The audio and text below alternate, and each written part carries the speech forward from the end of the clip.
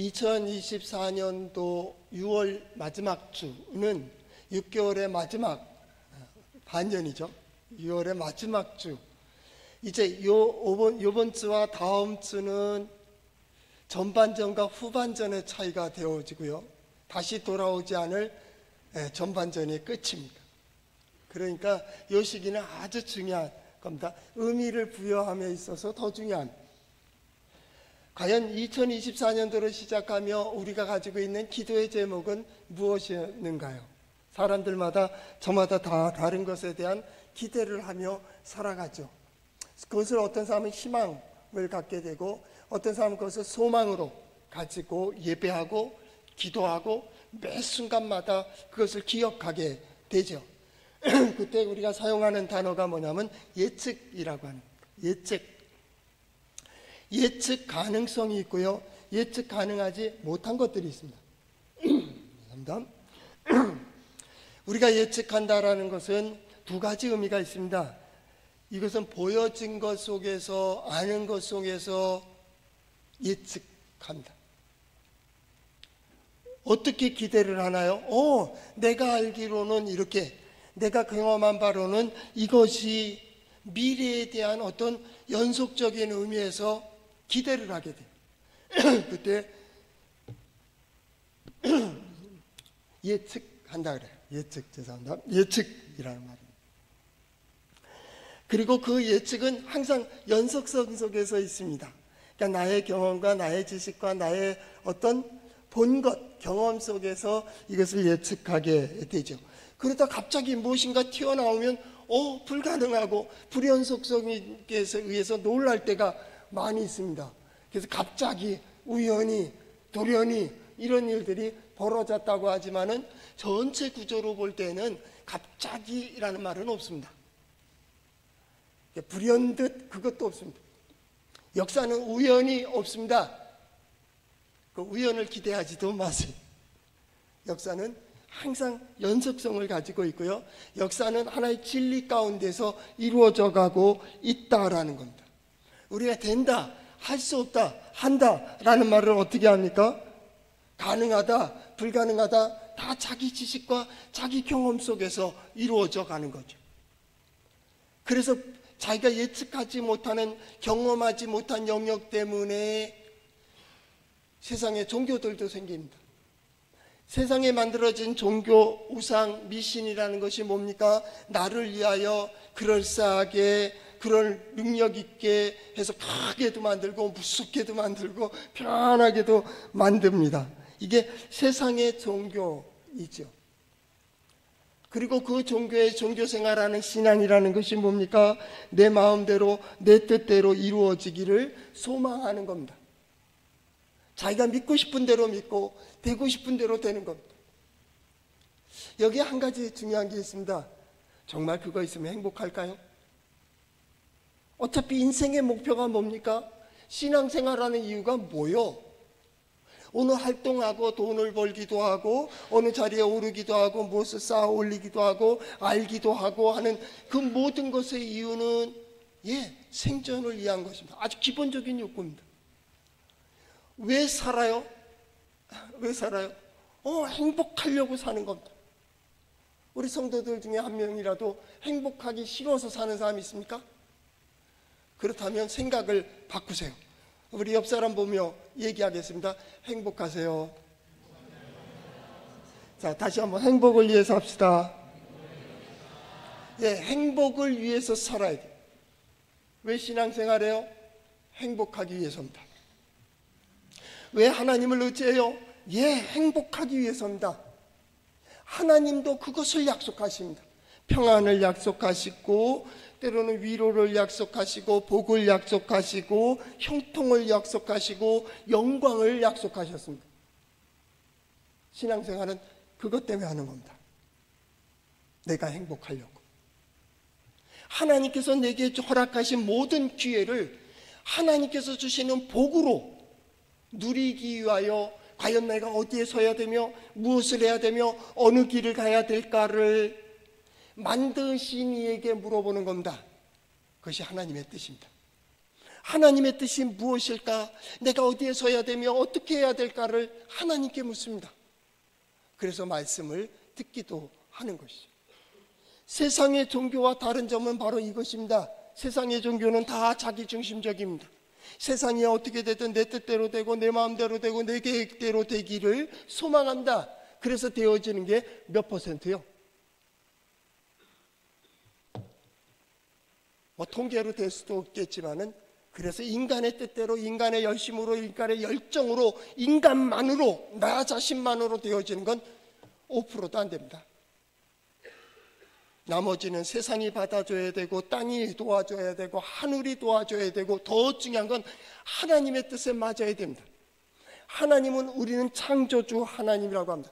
창조주 하나님은 세상을 만드시고 땅과 하늘을 창조하시고 그 원리와 법칙을 만드셨습니다. 우주의 모든 원리를 하나님이 정하셨다고 우리는 믿습니다. 그게 성경의 신앙입니다. 하나님은 그 모든 것, 조화롭게 균형 있게 때를 따라 시기에 맞게 그것을 이루어 가십니다. 우리의 소망이 어디에 있습니까? 예, 거기에 있는 겁니다. 하나님께서 인도해 주시는 대로, 하나님께서 보여주시는 대로, 전능하신 하나님께서 내 인생의 길을 열어주신 그 길을 따라가는 겁니다. 세상은 보지 못하기 때문에 우리를 향하여 어리석다고 얘기할 수도 있습니다. 세상은 경험하지 못했기 때문에 우리를 보고 미련하다 그럴 수도 있겠습니다. 그러나 우리는 영적인 눈이 뜨여 있는 자입니다. 세상을 향하여는 그것의 마지막을 아는 자이고, 하나님께서 보여주시고 하나님께 들려주신 하나님의 역사와 하나님의 말씀을 따라 이 길, 어떻게 보면 전혀 생소한 길입니다. 전혀 이해되지 못하는 길을 가는 겁니다. 인류의 악순환을 끊을 수 있는 가장 중요한 원리는 한 가지입니다. 내가 이해하지 못하는 길을 가는 겁니다. 만약에 인생이 계속해서 실패를 거듭하고 있고, 때로는 기대했다가 때로는 낙심하고 롤러코스터를 타는 것처럼 오르락내리락 오르락내리락 한다면 여러분의 생각과 무조건 반대로 행동해야 됩니다. 그래야 성공합니다. 왜냐하면 오늘 내가 이해되는 대로, 내 마음에 드는 대로, 내 생각대로 간다면 또 실패할 것이 뻔합니다. 그래서 성공하는 자는 성공의 길을 갑니다. 실패하는 자는 아무리 잘해도 실패합니다. 악에서는 죄가 나올 수밖에 없습니다. 의에서 선이 나옵니다. 만약에 내가 가는 길이 너무나도 굴곡이 심하고 어렵고 힘들다면 여러분 주변에 평안히 가는 사람, 형통한 사람, 성공했다고 하는 사람을 찾아가서 여러분의 길을 물어보세요. 그 사람은 나와 전공이 다르고 내가 하는 일을 전혀 모를지라도 그는 들을 때 길을 보고 있습니다.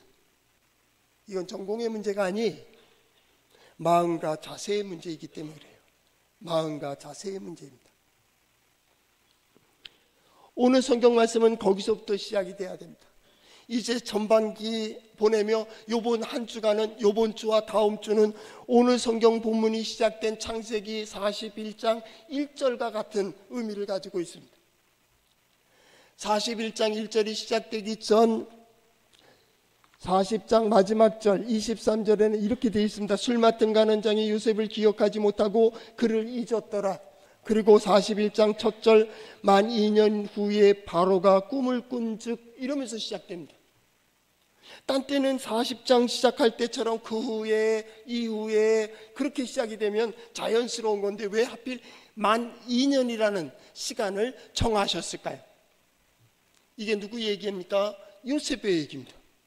누가 전해주는 겁니까? 요셉이 얘기하는 겁니다. 이거는 요셉만 아는 역사입니다. 그 자녀들이 합니까? 바로가 합니까? 모릅니다. 마음고생한 것도 그 어려움 당한 것도 모릅니다. 요셉만 합니다. 그때 왜 만 2년이라고 얘기했을까요? 너무나도 힘들었기 때문입니다. 그냥 지나가는 시간들은 그 다음에 이런 일이 있었어, 그 위에도 이런 일이 있었어, 그거는 견딜 수 있었어요. 그런데 우리 지난주 40장에 보았듯이 술 맡은 간원장과 떡 맡은 간원장이 꿈을 꿨는데 이런 꿈을 저런 꿈을 꿔서 요셉이 그것을 해석해 줍니다. 술 맡은 간원장에겐 소망이 있었습니다. 술 맡은 간원장에게 요셉이 얘기합니다. 당신이 잘 되시거든 나를 생각하고 내게 은혜를 베풀어서 내 사정을 바로에게 아뢰어 이 집에서 나를 구원해 주세요. 당신 잘 되면 나 좀 기억해 주세요. 거기에 대한 기대를 했습니다. 이게 창세기 40장입니다. 그것이 중심되어 있습니다. 어쩌면 요셉은 대단한 기대를 가졌을 겁니다. 왕의 측근이고 왕 옆에 있기 때문에 언제든지 자기를 변호해 줄 수 있을 거라고 술 맡은 간원장을 믿었는지도 모릅니다. 그 인격을 믿었는지도 모릅니다. 그 지위와 직분이 권위가 있기 때문에 그것을 의지했는지도 모릅니다. 아니, 자기가 꿈을 해석해 주므로 꿈대로 되어지는 그 역사 가운데에서 자기를 기억하지 않겠나 그런 기대도 했을 것입니다. 그것을 의지하고 그것을 믿어보고 거기에 대한 기대와 거기에 대한 소망을 가졌습니다. 그러나 창세기 40장은 여지없이 무너뜨려 버립니다. 40장 마지막에 어떻게 끝났습니까? 술 맡은 간원장이 요셉을 기억하지 못하고 그를 잊었더라. 그냥 술 맡은 간원장이 요셉을 잊었더라 혹은 기억하지 아니하였더라 하면 끝나는데 기억하지도 못했고 잊어버렸다 그 말입니다. 그리고 2년이 지나는 겁니다. 잊었다는 말도 없고 기억하지 못한다는 것도 요셉은 모릅니다. 단지 기대를 하는 겁니다. 그가 복직되었으니까 왕 옆에서 계속 술을 따를 거니까 취기 가운데 기분이 좋아질 때 한번 히브리 소년에 대하여 얘기하지 않을까 하는 기대를 했는데 이것이 몇 개월이 지나고 1년이 지나고 2년이라는 시간이 얼마나 답답한 시간이겠습니까? 그렇게 2년이 지났습니다. 그는 거기서 뭔가 정리하기 시작하는 겁니다. 어쩌면 오늘 성경 말씀을 준비하며 우리가 전반기 2024년 전반부와 후반부를 이렇게 걸린 다리를 징검다리를 건너며 어쩌면 만 2년이라고 하는 이 시간을 지내야 되는지도 모릅니다. 전반부에 하나님께 소망을 주시고 혹은 내가 소망을 가지고 시작한 그 시간 속에 과연 후반부에 무엇을 기대하며 이 시간을 지나갈 것입니까? 이 다리를 지나갈 겁니까? 이 징검다리 하나하나 이 7일 동안 지나가야 되는데 과연 무엇을 지나갈까요? 어떻게 지나가길 원하십니까? 오늘 성경 말씀은 그 길을 얘기하는 겁니다. 만 2년이라는 시간, 우리에게는 한 주간 한 주. 어떤 사람은 제2의 인생을 살아야 되는지도 모릅니다. 어떤 사람은 사업에 실패하고 건강을 다 잃어버리고 이제 건강에 더 이상의 소망이 없고 어떤 사람은 생명의 어떤 시한부를 살고 있는 사람도 있을 수도 있습니다. 그때 과연 나는 무엇을 고백해야 될까? 우리가 가졌다는 예측, 기대, 소망이 뭡니까? 나의 상식, 나의 지식입니다. 그러나 세상이 받아주지 않으면 5%도 안 된다니까요. 그렇다면 그 큰 역사는 과연 무엇을 요구하고 있을까요? 그것이 성경이 우리는 하나님께서 인도하시면 하나님께서 보여주시는 대로 나는 이해가 되지 않지만 나는 계획하지 않지만 그렇게 하면 손해되는 것 같지만 나는 그 자리에 서겠다고 하는 그 말씀이 어디에 있어요? 성경에 있어요. 한번 따라해 볼까요? 하나님의 말씀인 성경은 나의 신앙이요 나의 고백입니다. 주여 내게 무슨 말씀을 하려 하시나이까? 내게 무슨 말씀을 하시든지 그대로 하리이다. 무엇에 대한 기대입니까? 시간이 있으면 되겠습니까? 물질이 있으면 되겠습니까? 건강만 회복되면 되겠습니까? 권력을 가지면 되겠습니까? 아니면 지식을 가지면 되겠습니까? 그러면 물질을 가진 사람은 행복합니까? 시간만 가지면 행복합니까? 권력이 올라가면 거기에 명예가 있고 기쁨과 만족과 행복이 있습니까? 요셉, 이것도 기대해보고 이것도 소망해보는 겁니다. 믿음의 자손이며 그렇게 사랑 가운데 살아고 때로는 이렇게 당하는 가운데 요셉, 왕 앞에 서기 전에 가장 중요한 문제인 사람을 의지하지 마라. 사람은 의지의 대상이 아니에요. 여러분이 예수 믿기 전에 여러분 모습 보십시오. 시간을 의지했고, 물질을 의지했고, 사람도 의지했고, 권력도 의지했고, 지식도 의지하고 다 해보았습니다. 그 마지막을 보았습니다. 아니란 거예요. 세상을 향하여 아니요 라고 얘기하고, 하나님을 향하여 예, 이젠 당신의 뜻대로, 그렇게 시작한 것이 신앙생활입니다. 당신이 말씀하시면, 당신이 보여주시면, 당신이 인도하시면 예, 그 믿음으로 가겠습니다. 당신이 역사하시면, 과거의 악순환을 답습한다면 여러분의 이해에 맞을 겁니다. 여러분이 성경이 어렵고 하나님의 말씀대로 살기 힘들다는 말은 정답입니다. 그럴 수 있습니다. 왜냐하면 나의 경험은 작지만은 작은 경험으로 하나님을 이해해야 되기 때문에 하나님의 역사를 이해한다는 것은 쉬운 일이 아닙니다. 그러나 인생을 바꾸려고 한다면 그것은 새로움이어야 됩니다. 여러분이 이해할 수 있는 그 길이라면, 이해하기 쉽고 생활하기 쉬운 것이라면 또 답습하고 악습될 것입니다. 우리는 언젠가는 끊어야 됩니다. 여기에 대해서 아니요 할 수 있어야 됩니다. 그것은 내가 이해되지 않는 것입니다. 좌로 돌던 사람은 우로 돌을 할 때 우로 돌아야 됩니다. 말도 안 됩니다. 그러나 돌아야 됩니다. 우리는 하나님을 의지하기로 결단했습니다. 하나님의 말씀은 그런 의미에서 나의 신앙이고 나를 고백입니다. 이제 후반부로 넘어가는, 인생의 제2 인생을 살아간다고 하는 사람, 어떤 중요한 결단을 해야 된다면 여러분에게 아주 중요한 시간을 한 주간 동안 지나게 될 것입니다. 만 2년 동안 요셉은 누구를 기대했습니까? 술 맡은 간원장을 기대했습니다. 술 맡은 간원장을 믿었는지도 모른다. 하나님이 그 사람을 보냈을 거야. 하나님께서 그에게 꿈을 보여주셨고 내가 해석하도록 해주셨으니까 거기에 잘 되면 나에게 혜택이 있지 않을까 하는 기대를 가졌는지도 모릅니다. 그러나 만 2년이라고 하는 시간을 강조한 것을 볼 때에는 거기에 실망과 낙심과 또 실망이 계속되는 겁니다. 과거의 시간보다 왜 이 시간이 왜 이렇게 더디 가는지, 2년이라는 시간은 과거의 시간보다 너무나도 긴 시간이었을 겁니다.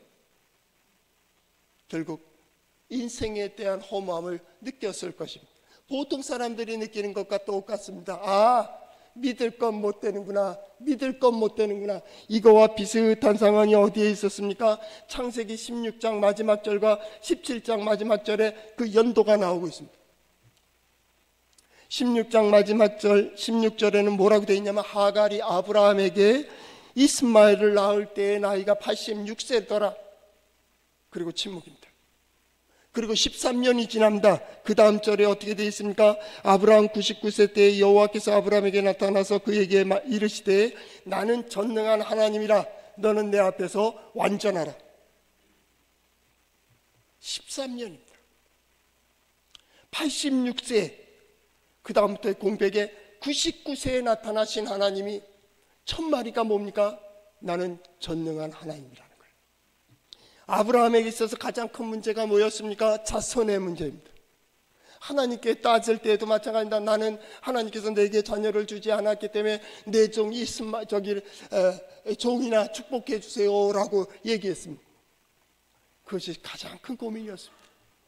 하갈을 통하여 이스마엘을 낳았을 때 아브라함의 기쁨은 굉장히 충만했을 것입니다. 13년입니다. 그러면 아브라함은 이스마엘로 인한 기쁨을 13년 동안 누렸다는 겁니다. 하나님이 보이지 않을 정도의 됐어, 이 아들을 통하여 나의 가문을 물려주고 나의 가산을 물려주고 나의 이름을 이어갈 수 있다고 생각했는지도 모른다. 그리고 시간이 점점 지나가고 있었습니다. 그리고 어느 정도의 시간이 되었을 때, 이스마엘이 성인이 되었을 때 하나님께서는 그에게 나타나셨습니다. 나는 전능한 하나님이다. 너는 내 앞에서 온전하라고. 요셉 마찬가지입니다. 성경은 얘기합니다. 시편 146편 3절에서부터 5절까지 말씀해 보면, 방백들을 의지하지 말며 도울 힘이 없는 인생도 의지하지 말지니 그 호흡이 끊어지면 그 도모가 소멸하리로다. 여호와 하나님으로 자기의 도움을 잡는 자는 복이 있으리로다. 의지하는 법을 배우는 겁니다. 신앙생활이 뭡니까? 하나님을 의지하는 법을 배우는 겁니다.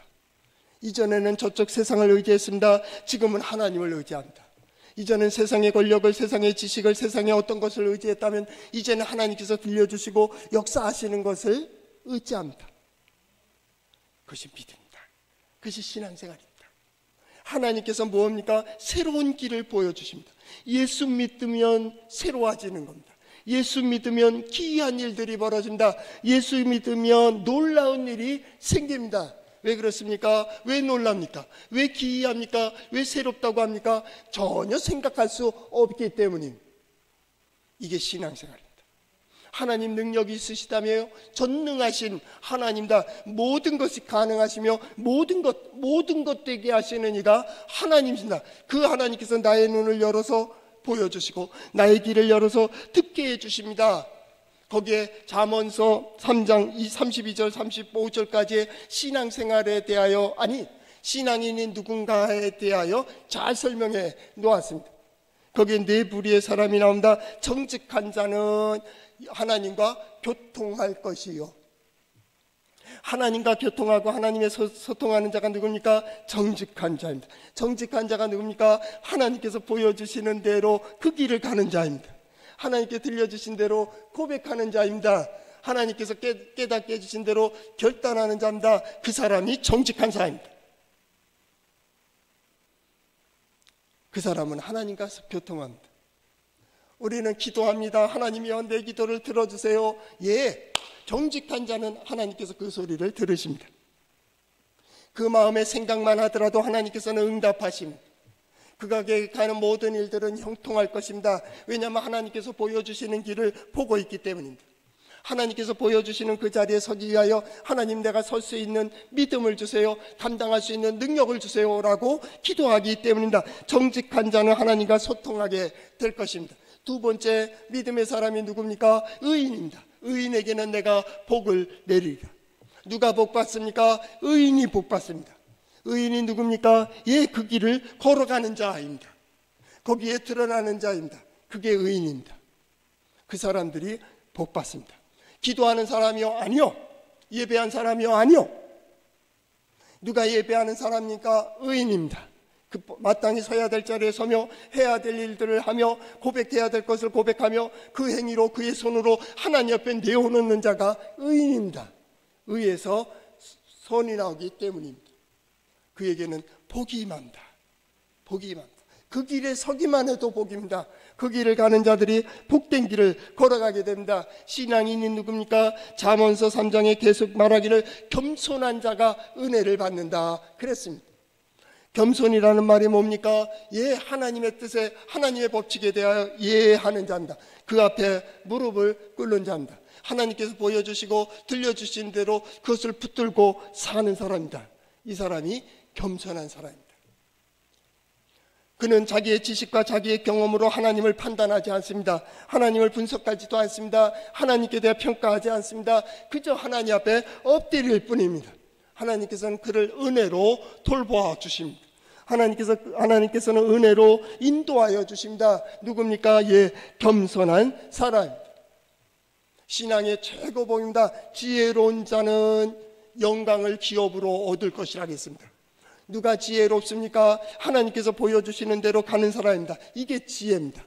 지혜입니다. 새로운 눈이 열려지고 우린 영적인 눈이 열렸다고 합니다. 믿음의 눈이 열려지고 믿음의 눈으로 세상을 보며 인생을 보며 분석하고 생각하면서 결단하는 사람입니다. 이 사람이 누굽니까? 지혜로운 사람입니다. 믿음은 구약에 말하면 지혜입니다. 그것은 현상이 똑같습니다. 지혜는 뭡니까? 보여지는 겁니다. 믿음이 뭡니까? 하나님의 역사가 보여지는 겁니다. 지혜가 뭡니까? 들려지는 겁니다. 믿음이 뭡니까? 하나님의 말씀이 들려지는 겁니다. 지혜가 뭡니까? 깨달은 마음이 있습니다. 믿음이 뭡니까? 깨닫는 것들이 있습니다. 더 중요한 게 있습니다. 지혜와 믿음이 다름은 믿음은 그 안에서 역사하시는 하나님의 힘입니다. 하나님께서 역사하시고요, 하나님께서 충동질하시고요, 하나님께서 이끌어주시고요, 하나님께서 새롭게 하시고요, 하나님께서 세워주시는 힘이 있습니다. 그래서 믿음으로 행하는 자는 이전에 소극적인 사람이 적극적인 사람입니다. 이전에 나태했던 사람이 열정적인 사람이 됩니다. 이전에는 힘들었던 사람이 이제는 활력이 넘치게 됩니다. 이전에는 비겁했던 사람이 담대함을 가지고 용기 있게 나가게 됩니다. 세상은 그를 보면 놀랍니다. 하늘이 그와 함께하고 하나님이 그와 함께 하신다고 증거하고 있습니다. 세상은 믿음의 사람을 봅니다. 그러나 믿음의 사람은 하나님을 봅니다.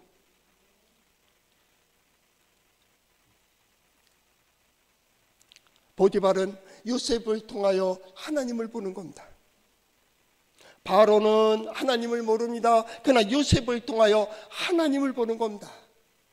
그렇다면 오늘 믿음의 사람들이요, 여러분들도 마찬가지입니다. 여러분을 통하여 여러분의 사랑하는 사람들이, 특별히 가족들이 하나님을 볼 수 있기를 바랍니다.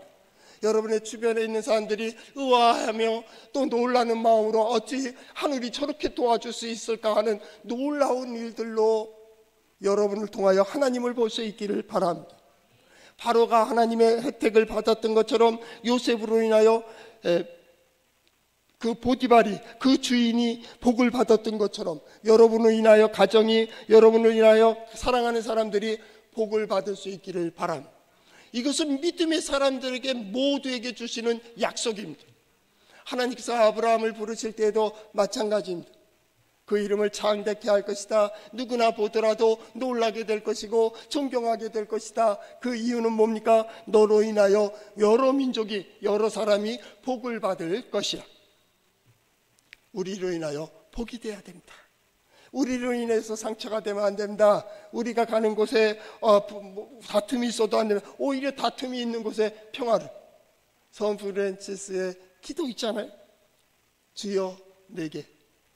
그래서 평화를 구하는 기도. 다툼이 있는 곳에 평화를.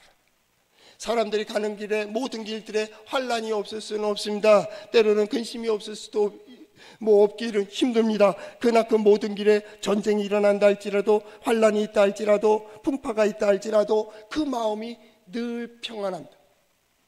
어찌 편안할 수 있습니까? 편안해라. 그래서 편안합니까? 울지 마라. 그래서 울지 않습니까? 담대하라. 그래서 담대해집니까? 아니요. 우리는 할 수 없습니다. 나는 놀랄 겁니다. 사람이 무섭습니다. 세상이 무섭습니다. 땅이 무섭습니다.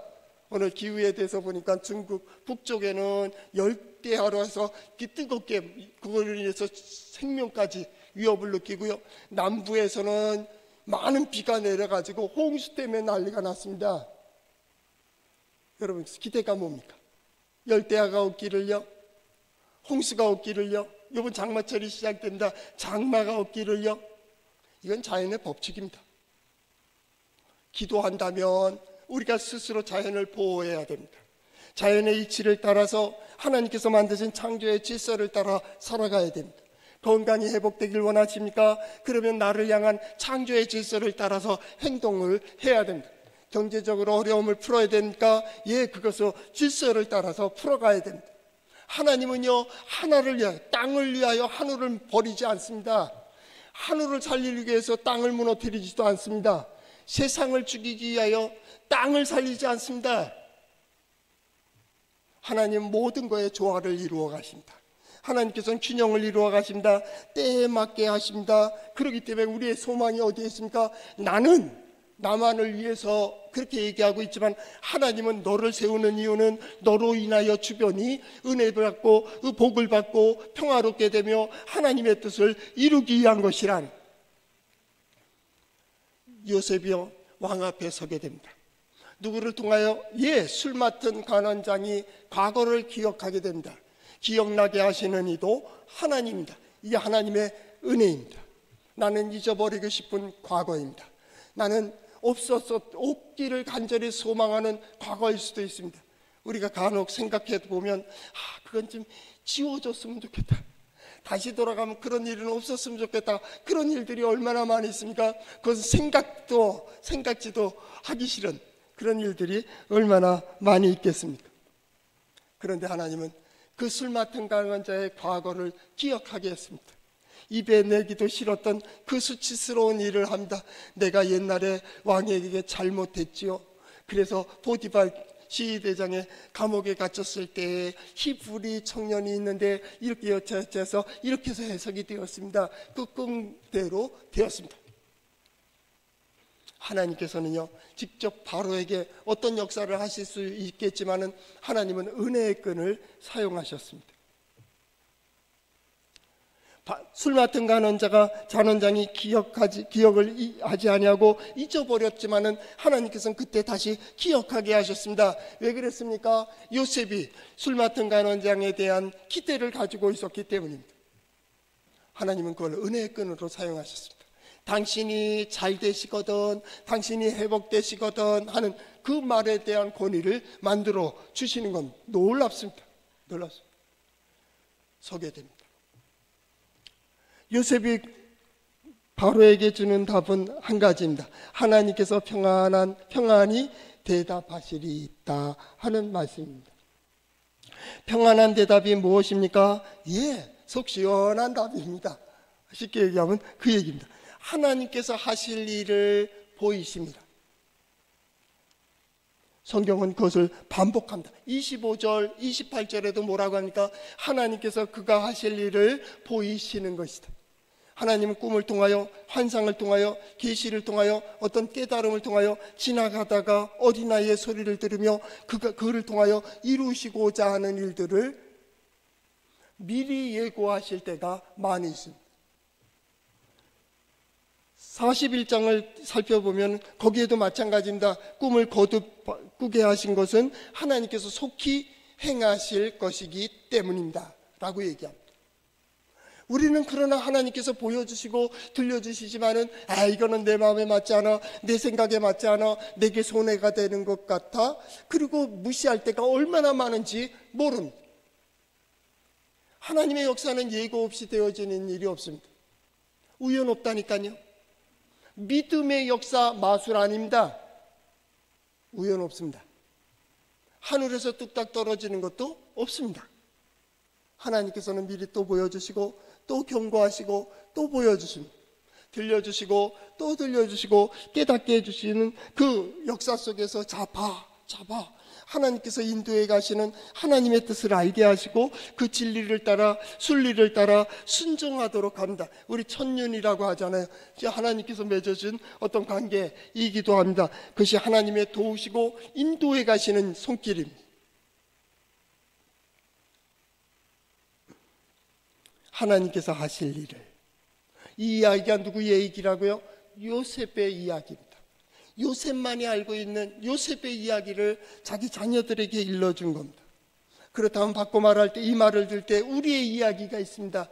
우리의 역사, 나의 역사가 있고 우리 가정의 역사가 있고 우리 교회의 이야기가 있습니다. 우연 없습니다. 그 이유가 있다, 그 말입니다. 우리는 한 주간 동안 이것을 생각해 봐야 됩니다. 과연 나의 신앙과 나의 고백에는 이상이 없는가? 40장에서 41장으로 올 때에 방백들을 의지하지 마라, 사람은 의지의 대상이 아니라 믿음의 대상이 아니라 라는 겁니다. 오늘 찬양대원들이 성가대에서 찬양해 주었듯이 주님 뜻대로 살기로 했네. 진정 주님의 뜻대로 살기로 했습니까? 주님의 뜻대로 살면 되겠습니까? 그래서 신앙생활 하는 거 아니겠습니까? 그런데 진정 주님의 뜻대로 하십니까? 속에서는 이래야 되는데 무엇 때문에 안 되고 무엇 때문에 안 되고 무엇 때문에 안 되고 무엇만 있으면 되고 무엇만 있으면 되고 무엇만 알면 되고 어디에 서기만 하면 된다고 생각하지 않습니까? 그렇다면 그거 있다면 하나님의 뜻이 무슨 필요가 있겠습니까? 너의 지혜, 너의 생각대로 하면 되죠. 우리가 주님 뜻대로 살기로 했다면 나의 생각과 나의 경험과 나의 지식을 초월하는 겁니다. 하나님께서는 우리 한 사람 한 사람에게 분명히 소망으로 보여주실 것입니다. 깨닫게 해주실 것입니다. 들려주실 것입니다. 세상을 통하여 지나가던 어린아이를 통해서라도 굴러가는 돌을 통해서라도 하나님은 나를 깨닫게 해주실 것입니다.